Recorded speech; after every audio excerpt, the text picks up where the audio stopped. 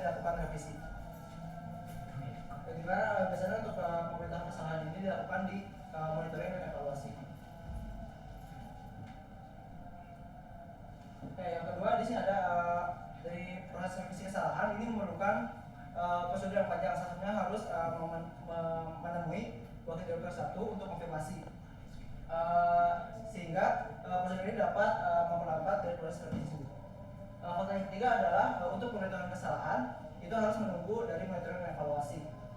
Dan juga pada monitoring evaluasi ini tidak semua proses studi dibahas kesalahannya, sehingga untuk proses verifikasi koreksi ini kesalahannya terbatas. Yang keempat adalah beberapa program studi ini sering mengumpulkan kurikulumnya terlambat, sehingga ini memperlambat proses keseluruhan penyusunan kurikulum.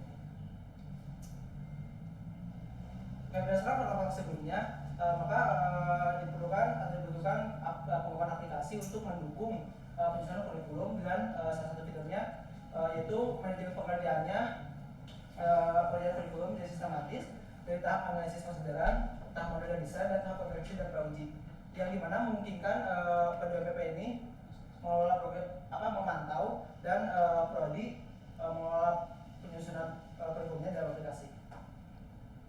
Aplikasi ini juga akan mengaplikasi dengan pendekatan pemeriksaan keseluruhan, yang dimana memungkinkan P2PP dan WD1 itu memantau proyek keseluruhan penyusunan kurikulum dari masing-masing prodi. Sementara di masing-masing prodi ini hanya bisa melihat tata penyusunan mereka sendiri.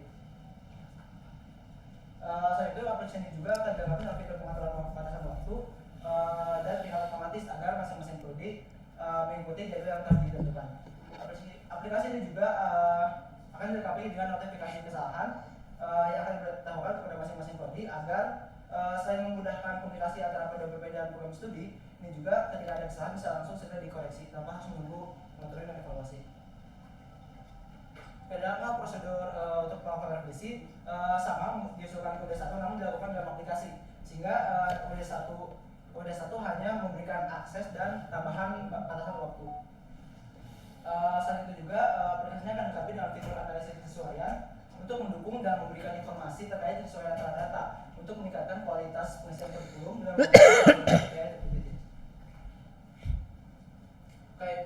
dari latar belakang dapat menimbulkan masalah. Karena itu pengisian CPL untuk PM, visi dan MP ini tidak sesuai dengan format yang ditentukan, sehingga diperlukan fitur verifikasi dan notifikasi kesalahan.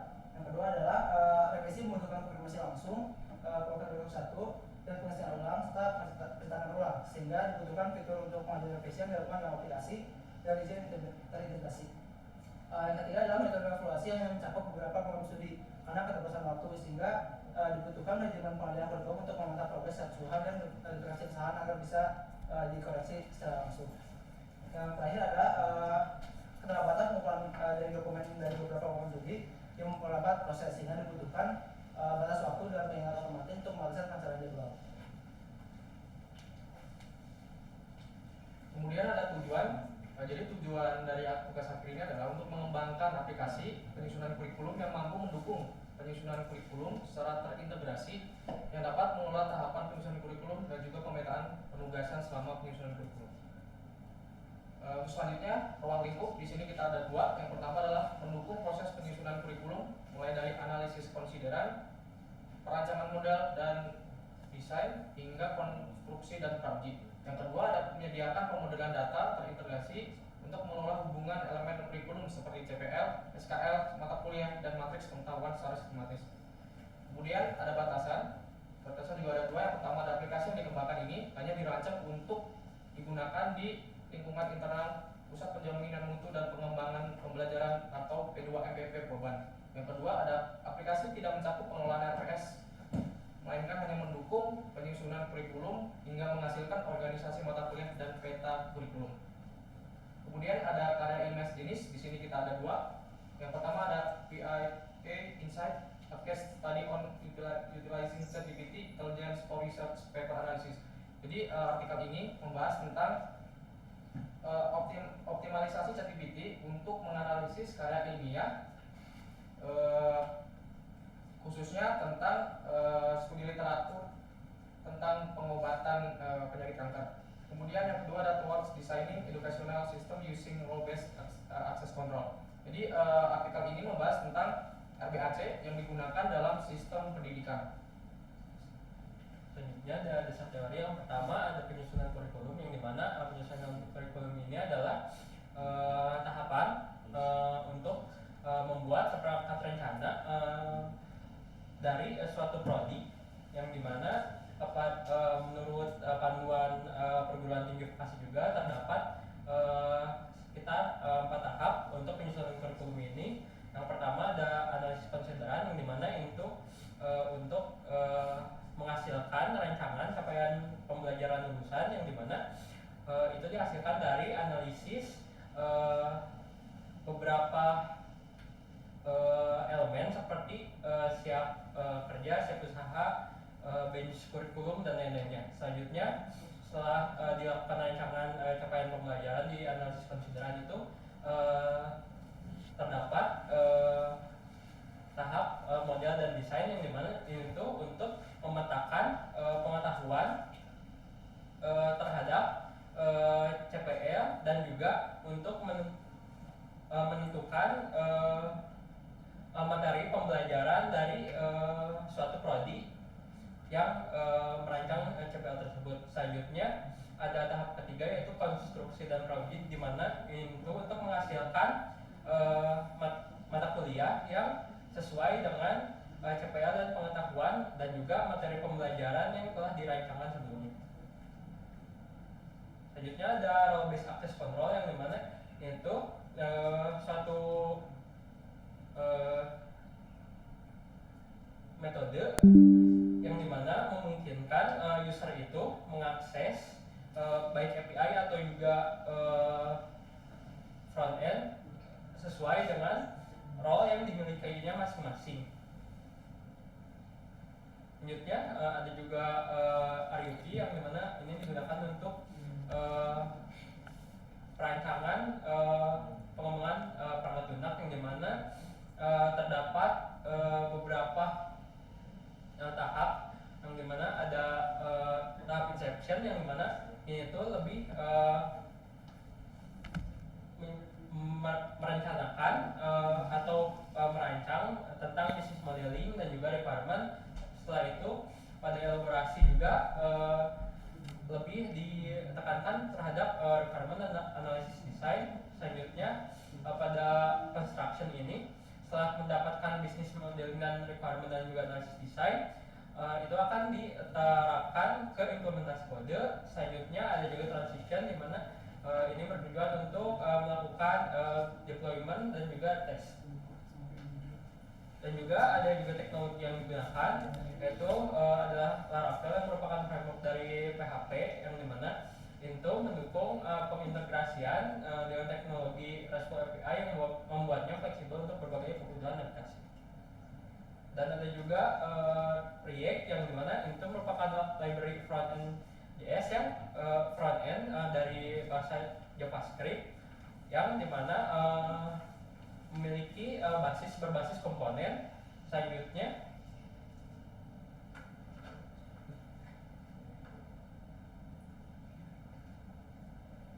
yang dimana itu memiliki juga fungsi state, yang dimana state ini untuk menentukan apakah suatu komponen itu dapat di-render di dalam suatu halaman aplikasi. Selanjutnya ada metodologi pelaksanaan. Yang pertama, mungkin ini ada kesalahan. Yang pertama itu harusnya identifikasi masalah, yaitu untuk mengetahui masalah apa dan kira-kira alternatif solusi yang dimiliki yang akan dikembangkan untuk permasalahan P2MPP ini. Selanjutnya ada tahapan studi literatur, yang dimana ini tuh untuk memahami lebih dalam konsep-konsep atau juga teknologi-teknologi yang berkaitan dengan pengembangan aplikasi. Selanjutnya ada yang dimana rancangan pengembangan aplikasi. Yang pertama ada tahap inception, di mana kami itu pertama membuat bisnis use case-nya untuk menggambarkan bisnis modelnya. Selanjutnya akan dikembangkan SRS. Selanjutnya ada tahap elaborasi, yang dimana untuk merancang lanjutan dari requirement yaitu SRS dan juga SDD. Selanjutnya ada juga construction di mana ini akan dilakukan implementasi dari business requirement dan juga analisis desain yang telah dirumuskan sebelumnya dan juga melakukan bug fixing. Selanjutnya pada tahap transition itu akan dilakukan bug fixing bila masih ada error dan juga UAT untuk menguji apakah aplikasi itu sudah sesuai dengan apa yang diminta mitra. Selanjutnya akan dilakukan deploy. Mungkin sekian pesan-pesan dari kami. Selanjutnya ada sesi tanya jawab pada Jasna. Lebih sekitar 2-3 menit ya Pak ya untuk presentasinya. Baik, saya masih agak nggak nyambung sih ini kok tiba-tiba ada pakai AI, pakai ChatGPT segala ya, buat apa ya? Untuk API GPT itu digunakan untuk analisis kesesuaian antara data-data tulisan kurikulum. Kan dari data analisis kurikulum itu ada contohnya analisis kesesuaian dengan CPL. Itu dicek analisis kesesuaiannya itu berapa persen gitu. Itu mengacu ke nanti nge-prompt ke API GPT untuk memberikan informasi. Kesesuaiannya dengan apa? Analisis konsideran ya, misalnya dengan CPL yang ada catatan.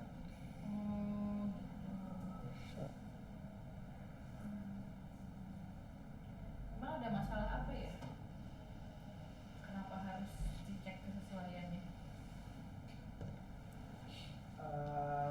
Itu untuk cek kesesuaian itu Bu, itu salah satu masalahnya itu dari sebenarnya yang dituliskan di sini itu terkait dari pengisian dari CPL PPM itu ada kesalahan dan sisanya ketentuan itu mungkin bisa membantu menjelaskan kesalahan itu.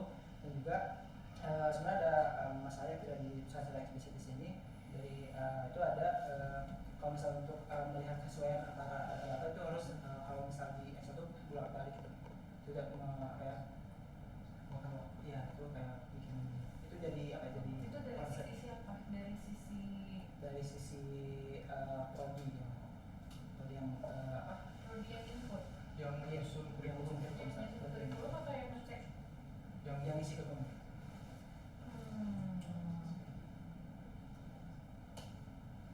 Jadi ChatGPT-nya ini dia kan, tapi tetap aja kan kita ngisi dulu terus baru dicek sama Iya, ChatGPT. sesuai. Ya tetap aja kan harus bolak-balik pada saat ngisi. Iya, itu masalah isinya ya, cuma untuk mengecek analisis kesesuaiannya ada kualitasnya tuh apa yang memberikan kualitas di desain bukunya itu. Oke, jadi ya ini sih sebetulnya gini ya. Kalau permasalahan awalnya itu kan toolsnya awalnya spreadsheet, kemudian kalian mau buatkan platformnya untuk bisa membuat kurikulum bukan di spreadsheet, Iya. gitu kan. Nah, jadi langkah awalnya adalah kalian identifikasi dulu ada masalah apa dalam pengisian spreadsheetnya, ya. Nah, tahapannya kan banyak nih. Tadi juga udah menjelaskan tahapan dalam pembuatan kurikulum itu seperti apa. Mungkin suara saya nggak kedengeran, saya gede. Ya, untuk membuat kurikulum ini seperti apa, gitu tahapannya. Nah, ada tahapan yang formal. Tahapan formal itu tadi yang udah kalian jelaskan ya, ada analisis bla bla bla, gitu ya, ada 4 tahap. Ada tahapan yang itu adalah perilaku yang dilakukan oleh orang yang membuat kurikulum. Contohnya kayak tadi yang kalian sebutkan, ketika ingin membuat capaian pembelajarannya inline dengan apa ya Pak, sebelum capaian pembelajaran itu Profil. profil lulusan misalnya gitu, kan harus bolak-balik sheet gitu. Nah, itu problem, itu harus didefinisikan. Tapi problemnya ini bukan dari tahapan formal, tapi lebih ke dari sisi stakeholdernya yang akan menggunakan aplikasinya ini, gitu. Nah, sehingga clear bolak-balik, jangankan ngecek, ngisi pun juga kita harus bolak-balik. Nah, berarti kan ada masalah di situ, sehingga nanti dalam membuat rancangannya mesti diperhatikan hal itu gitu. Kalau memang itu menjadi bagian yang perlu diperhatikan. Karena jujur sebetulnya kalau masalah dari tadinya manual ke sistem atau tadinya dari Excel ke sistem, itu yang jadi masalah itu dosen-dosen itu banyak yang kesulitan ketika memindahkan datanya. Karena pembuatan kurikulum kan juga biasanya nggak rombak total. Ada yang bawaan dari kurikulum yang udah ada, yang file masih di spreadsheet, masih di Excel. Ketika memindahkan ke sistemnya, sebelnya ngisinya harus satu-satu misalnya gitu. Kan nggak bisa kita copy paste berapa baris pindahin ke sana gitu, itu nggak bisa. Kayak input nilai juga kayak gitu. Nah, sebetulnya aplikasi ini jadinya membantunya lebih ke membantu dalam proses pengelolaan nilainya kalau untuk nilainya gitu. Secara kemudahan dosen untuk mengisinya sama saja seperti sebelumnya gitu ya, kita ngisi di Excel gitu, minta laporkan misalnya ya. Jadi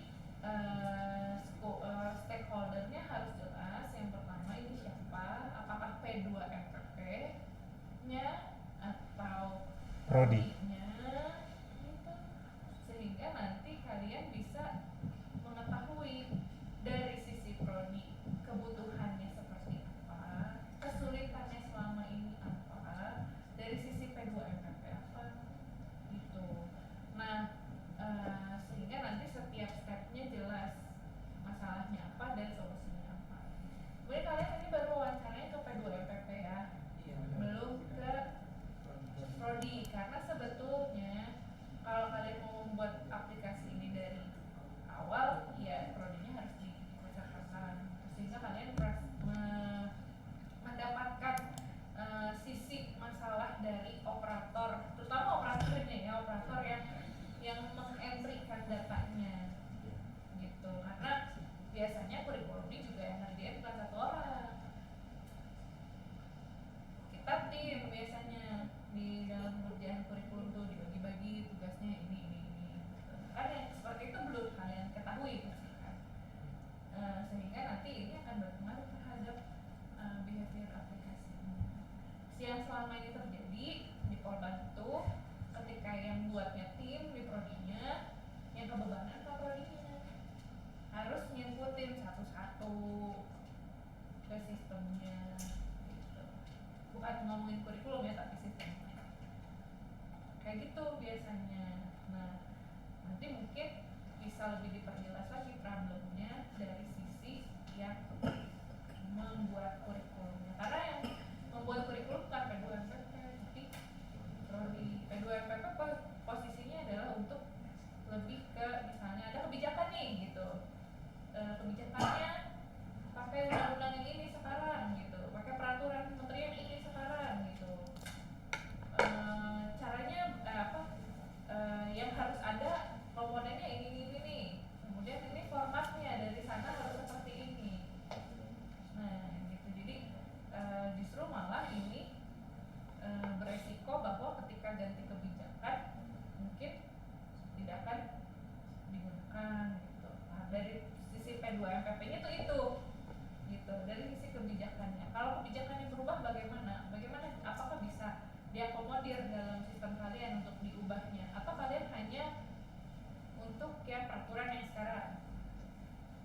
Gitu ya. Itu perlu dijelaskan di ruang lingkup, di batasan masalah ya. Itu dari sisi P2MPP-nya itu sebetulnya. Tapi kalau dari sisi membuat kurikulumnya, kamu harus lebih banyak ngobrol dengan prodi.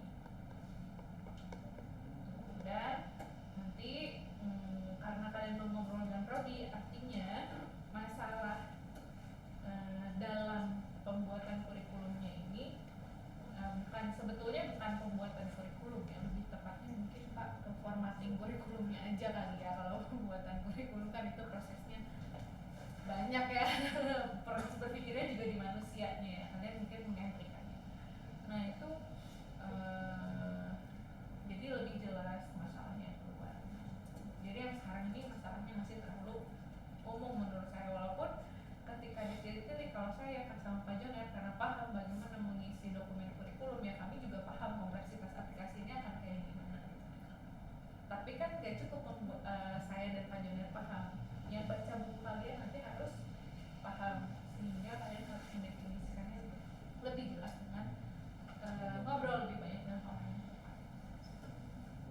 Bisa kalian ngobrol hanya dengan kaprodi kita juga mungkin bisa, kaprodi D3 D4 mungkin bisa cukup mewakili ya, karena juga secara sistem mereka bisa diajak diskusi untuk sebagai baik sebagai kaprodi maupun sebagai dosen IT gitu.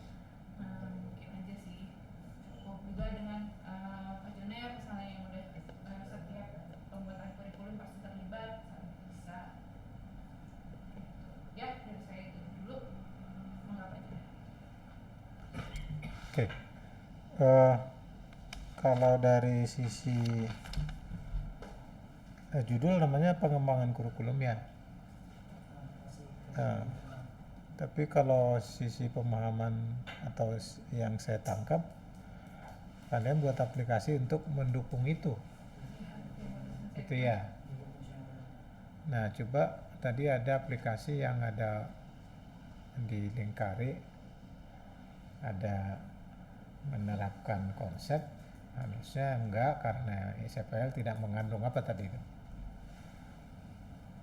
Mungkin di sini kalian itunya perannya. Jadi kurang lebih mungkin yang di sebelah sini itu didapat dari masing-masing prodi ya. Lalu di P3M P2MPP akan membaca itu dan membuat evaluasi gitu ya. Nah, supaya lebih cepat dibantu ini gitu ya. Nah, pertanyaan atau keinginan dari P2MPP tadi apa saja? Yang disampaikan oleh P2MP-nya Ingin dibantu apa saja? Ya salah satunya juga tadi itu ingin dibantu dengan fitur tadi ada analisis kesesuaian sehingga menjadi kesalahan. Analisis kesesuaian dari Pengisian penyusunan kurikulum kaprodi. Oke, jadi misalkan ini apa tadi ini yang di 10 itu? Ini aku memahami masa-masa sistem digital. Iya. Bagian CPL itu kalau memahami. Oh, itu CPL. Ya, ini CPL. Lalu P2MPP tadi? P2M?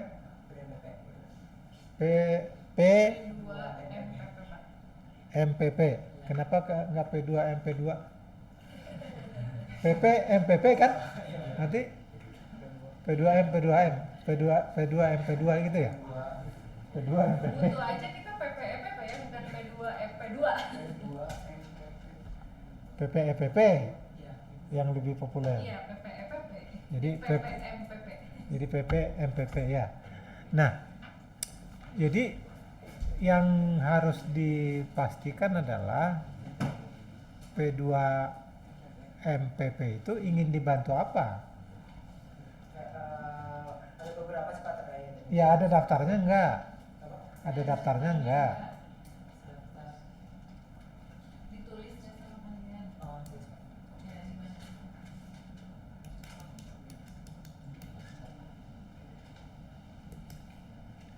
Listnya ada nggak?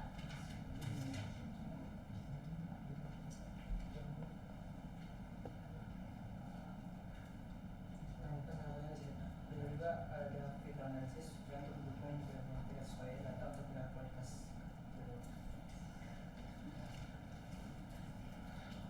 Oke. Jadi gini, kalau gitu gini. eh, kalau saya melihatnya dari sisi masalah, saya tidak tidak memerlukan. Tapi kalau saya melihat dari sisi kompleksitas akibat dari banyak yang dikerjakan, maka P2 perlu dibantu, gitu kan ya, perlu dibantu. Kenapa? Karena mereka harus harus secepat mungkin mengevaluasi kurikulum itu, gitu ya. Nah, jadi oleh karena itu pertanyaan yang di awal tadi penting, terdefinisi dengan baik. Ingin dibantu apa? Jadi jangan hanya karena dia malas kerja, atau karena dia tidak bisa mikir, atau karena dia tidak qualified, lalu ujuk-ujuk otomasi IT, chat GPT, jangan gitu. Itu artinya kalau dibuat secara akademik, dia nggak tahu masalahnya lalu memberikan penyelesaian. Nah, maka ada kemungkinan tepat karena beruntung, ada kemungkinan masalahnya apa, solusinya apa. Ya, itu kemungkinannya dua itu. Ya, jadi yang pertama harus tahu persis mereka ingin dibantu apa, gitu ya. Nah, tapi saya tetap bisa beranjak kalaupun sudah terdefinisi, maka cara memanfaatkan chat GPT pun harus jelas. Apa data yang dia harus tahu duluan supaya komentarnya benar. Nah, itu harus tahu persis. Jadi artinya kita bisa membuat apa itu istilahnya itu, promptingnya itu relevan. Jadi kita arahkan dulu, jangan nanti dia mengomentari kurikulum dengan latar belakang pemahaman yang nggak sinkron, yang nggak satu masa gitu ya, gitu. Nangkap nggak? Nangkap. Oke. Nah, jadi oleh karena itu maka saya jadi bertanya, di mana peran rule based access control? Karena untuk pengisian putusan kurikulum itu nanti satu aplikasi, di aplikasi yang akan saya buat, table analisis kesudahan sampai proyek. Jadi di situ ada BD1, ada PPPP dan ada prodinya itu sendiri. Nah, untuk rule based itu Tar, jangan sebelum terlalu jauh. Peran itu maksud saya gini, jangan-jangan rule based access control itu kalian hanya bicara masalah siapa bisa melakukan apa, bukan hubungannya dengan problem solvingnya. Jadi ibaratnya hanya bicara tentang siapa bisa melihat dokumen apa gitu. Ya nggak usah diomongin di sini tuh, nggak ada hubungannya dengan masalah itu. Ya, jadi kira saya tadi rule based control itu harus ada programnya, harus ada langkah sistematisnya gitu ya, dan dia memerlukan data dan menghasilkan data. Ya, kalau hanya yang diurusi adalah apa? Kalian masih familiar nggak dengan istilah trustee?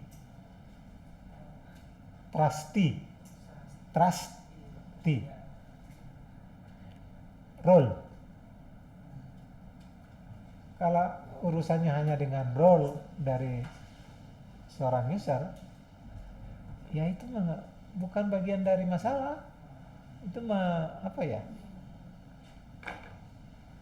User management itu ya kan? Kalau trust itu user management.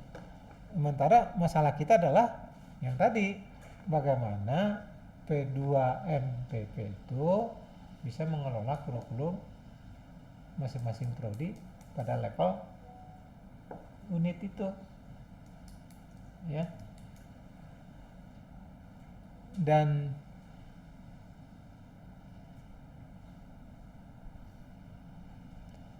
ini yang terakhir saya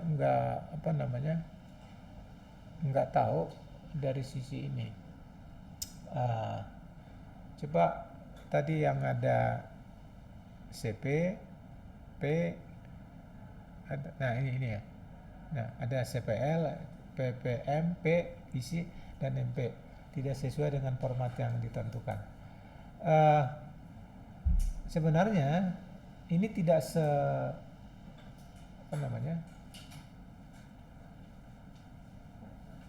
tidak hanya formatnya yang dipermasalahkan. Ya, sebenarnya masing-masing itu punya logik. CPL, PPM, PPM, P, visi, dan MP. Ya, udah ada belum? Misalkan ininya aja, tujuan masing-masing itu ada nggak? Nggak tahu. Jadi PPM nggak tahu. Kan tahu. Terus hanya tidak dijelaskan banget, hanya dijelaskan PPM itu apa, kayak profesional mandiri gitu. Dan itu masuk ke kayak Mengacu ke mana? Itu didefinisikan di mana? oh itu tidak dijelaskan banget pakai PPM. Kalau MP, Sama. apa MP? Mandat pembelajaran, cuma tidak dijelaskan secara jelas. Berarti kalian belum dikasih lihat itu ya, spreadsheetnya ya? Udah dikasih.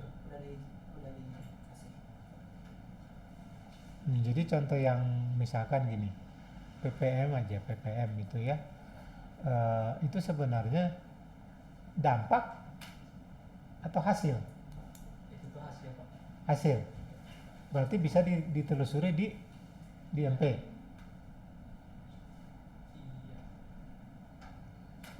Kan kalau nggak salah tuh PPM tuh aspek-aspek apa yang dapat dicapai lulusan kalau tidak salah tuh Pak dalam 3 atau sampai 5 tahun ke depan Pak. Itu kata kuncinya. Kalau 5 tahun ke depan itu berarti dampak kan, bukan output. Kalau dia dampak, berarti cara ngukurnya nggak bisa secara langsung di MP. Nah sehingga pertanyaannya penting, si apa tadi yang diatur cara aksesnya itu harus mengentry apa agar itu bisa dikaitkan. Tapi 5 tahun lagi, tapi 3 tahun lagi, gitu kan? Pusing nggak itu? Nah perlu alat bantu, bisa jadi orangnya udah ganti, gitu ya. Nah itu yang saya bilang tadi, ya pasti ada sesuatu yang ada sesuatu yang bisa dilakukan agar pekerjaan mereka mudah, gitu. Tapi kalau dia nggak bisa nyebut ya kita nggak bisa bantu, gitu kan. Jadi kalian perlu strategi bertanya, ya, dan harus punya punya kepastian kapan, ya, misalkan tadi ya PPM itu kalau bicaranya hanya JTK saya bisa jawab karena saya yang buat filosofinya apa kalau di JTK 2/3 1/3 itu saya bisa jawab. Jadi karena 2/3 saya bilang 2/3 kita udah selesai, maka 1/3 itu bisa disebut dampak. Kapan 1/3 terakhir diukur? Setelah pulang dari KP. Nah kalau setelah pulang dari KP itu dampak dari 2/3 pertama. Nah tapi kurikulum lain kan nggak gitu loh. Itu. Nah oleh karena itu maka perlu dipertimbangkan lagi dari sisi, nah ini penting ini ya. Berapa kali mengerjakan ini dalam satu siklus kurikulum? Kalau nggak salah tuh penyusunan kurikulum itu biasanya yang saya tahu tuh dari Bira tuh 2 atau 4 tahun sekali untuk yang yang serentaknya Pak, kalau nggak salah. Nah kalau yang yang logis satu kali satu siklus. Kalau udah dilakukan lagi itu udah siklus kedua. Jadi bicara begini itu 1 kali 1 siklus. Nah itu secara hukum hukum computability nggak kuat, lemah.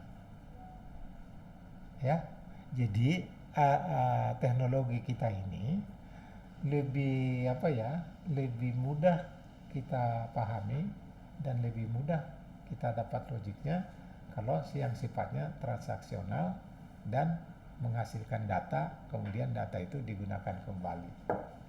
Kalau nggak gitu, harus bicara database, harus bicara istilahnya ya, akses kembali.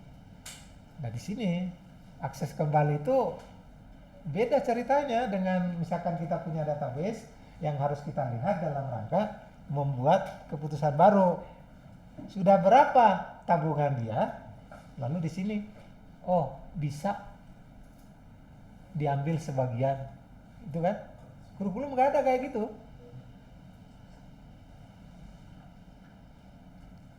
Iya kan? Ya jadi cara berpikirnya harus berbeda. Misalkan dalam rangka membuat sistem dibuat agar kurikulum bisa menjadi data sebagai kurikulum. Misalkan sekarang itu ada istilahnya OBE, outcome based education. Paradigma SIMAS yang baru diganti itu OBE namanya. Sebelumnya KKNI. Ya. Sebelumnya kompetensi based kurikulum lah. Ya, sebelumnya disebut dengan pokoknya materinya yang penting. Jadi content based mungkin ya. Terus jadi ada ininya kan, ada perkembangannya. Kalau di kalian mungkin ada kurikulum 13 gitu ya. Ada kurikulum segala macam. Terakhir kurikulum merdeka. Merdeka ngapain pun bebas lah. Ya, saking merdekanya ya nggak perlu ada ujian, gitu kan? Gitu. Terus ada lagi. Nah kalau itu semua dilihat dari sisi kita sejarah pendidikan Indonesia misalkan perlu database kan, perlu teknologi, ya kan? Tapi ya tadi melihatnya per kurikulum yang dilihat satu objek, ya. Jadi kurikulum OBE berlaku tahun berapa, didukung oleh undang-undang tahun berapa, ya, gitu ya. Dan visinya gitu kan. Jadi bukan transaksinya gitu. Ya itu mungkin. Ini kalau berpikirnya seperti itu bisa jadi ini ya ibu terlalu rajin. Sebenarnya ini kalau udah jadi udah ganti lagi Bu. Udah nggak ada gunanya itu loh.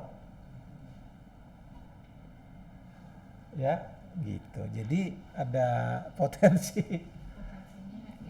tidak, kecuali ada satu yang tadi yang itu saya yakin ada ininya, itu ada istilahnya yang itu loh.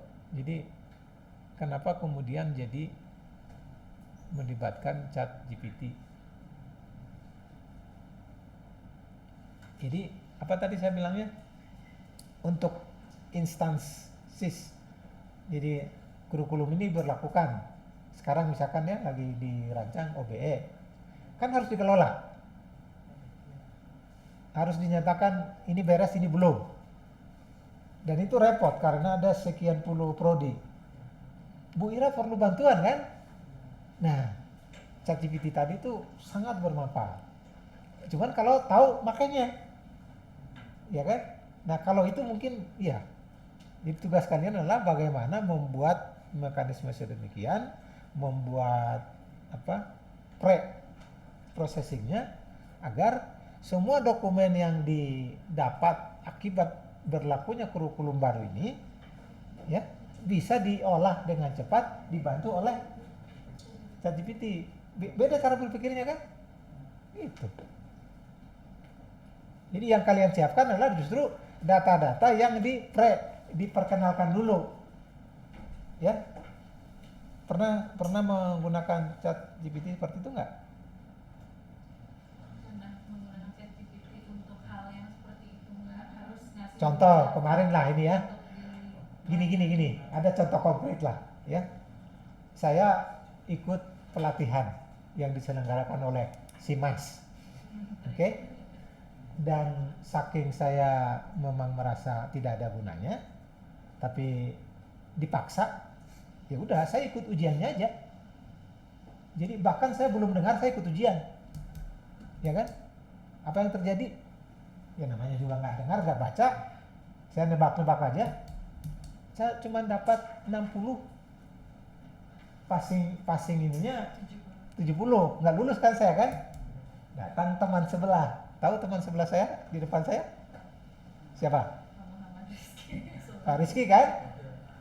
Ya, copy aja dulu soalnya, kasih tahu ke ChatGPT-nya. Gitu kan ya? Ya udah kamu aja yang ngerjain. Sama dia diarahin, jadi ChatGPT yang ngerjain. Saya kerjain ulang. Ya, memang betul. Dia benar 67. Udah lebih tinggi dari saya yang pertama kan? Nah, saya juga udah lulus. Saya 72. Lebih pintar saya tetap dari dia atas saya. Nah, saya bukan mau cerita yang sombongnya. Ya, tapi saya mau cerita ChatGPT bisa lebih baik dari yang saya pertama. Hanya dengan ini soalnya.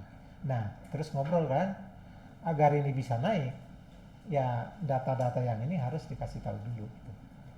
Nah, kurang lebih yang saya bayangkan itu yang diperlukan oleh P2 MP2. Nah, itu ya tentu supaya apa istilahnya ya? Supaya TA ya harus bisa mengidentifikasi kompleksitasnya di situ di mana, ya kan? Kalau hanya itu kan nggak kompleks kan? Ngumpulin file, lalu itunya diarahkan ke sana, diperkenalkan dulu, ya, langsung bisa merespon kan? Dan itu nggak kompleks. Nah, agar kompleks apa? Jadi mungkin tadi bahwa apa yang diperkenalkan harus divalidasi dulu. Jadi jangan ikut dipelajari dokumen yang irrelevan. Nanti jawabannya irrelevan juga. Demikian juga dengan apa yang telah selesai, kan dia evaluasi satu-satu kan? Ya itu harus tercatat juga. Dan kemudian ada hal-hal lain dan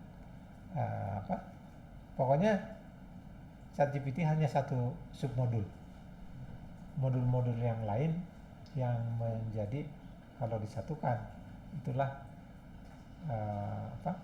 secara keseluruhan total kompleksitas tugas akhir. Misalkan bahwa ada yang kemudian dicatat, ada yang dilaporkan, ada yang dikembalikan dengan sedikit argumen kenapa invalid, bagian mana gitu ya. Jadi ChatGPT pun harus diarahkan sedemikian supaya ininya beda-beda jangan sekaligus ya, bagian apa masing-masing responnya apa sehingga bisa dikembalikan ke masing-masing prodi. Itu yang kebayang sama saya itu ide, tapi ya belum tentu benar. Ini ada papernya juga kan yang pakai ChatGPT buat ini Pak, buat analisis paper. Nah, mungkin keterkaitan antar ini ya, antar section dari papernya gitu. Nah, apa yang dilakukan mungkin itu juga mungkin ada di situ ya, gitu untuk bisa membuat si ChatGPT-nya itu bisa pintar. Bekerja sesuai dengan yang kita inginkan. Jadi kita jangan apa istilahnya ya, pokoknya ChatGPT itu harus kita berlakukan adalah sebagai dia lebih cepat mengerjakan dari kita, tapi kita tetap lebih pintar dari dia. Dalam arti kalau dia responnya salah kita tetap tahu, gitu kan? Gitu. Oke, cukup Cukup.